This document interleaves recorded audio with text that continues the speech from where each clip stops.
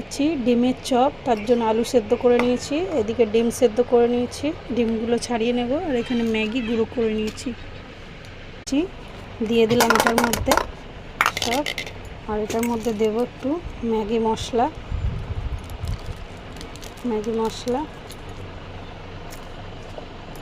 স্বাদ মতো নুন আর গোলমরিচের গুঁড়ো।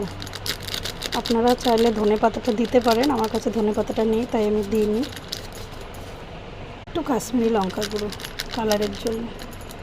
আর এই পাশে আমি ডিমগুলো এভাবে 4 ফালি করে কেটে নিয়েছি। এই দেখুন পুরো আলুটা এভাবে হাত দিয়ে ভালো করে চটকে নিতে হবে যেন কোনো ডেলা ভাব না থাকে।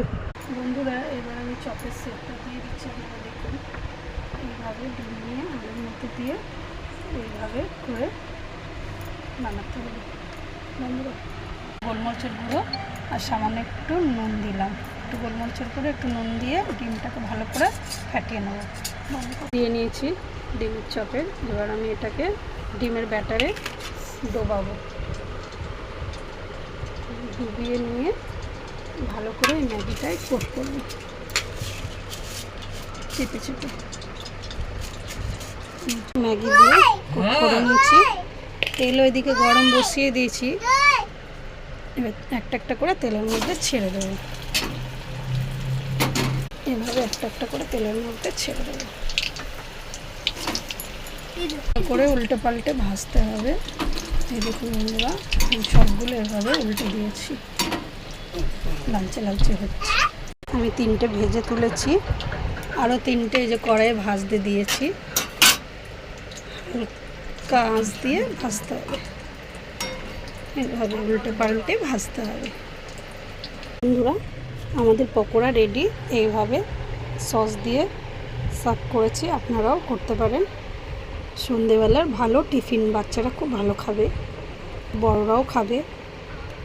আপনারা বাড়িতে অবশ্যই ট্রাই করবেন আর আমাকে কমেন্ট করে অবশ্যই জানাবেন আপনাদের কেমন লেগেছে। তো বন্ধুরা আমরা একটা ভেঙে দেখাচ্ছি ভেতরটা। এই দেখুন আলু, ওপরে ক্রিসমি সস দিয়ে খুব সুন্দর অসাধারণ লাগবে।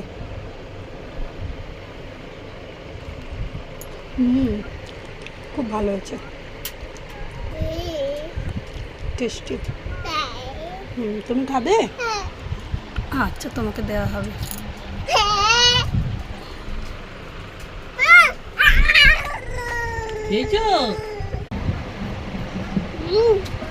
ভালো খেতে। আর না ওটা গরম,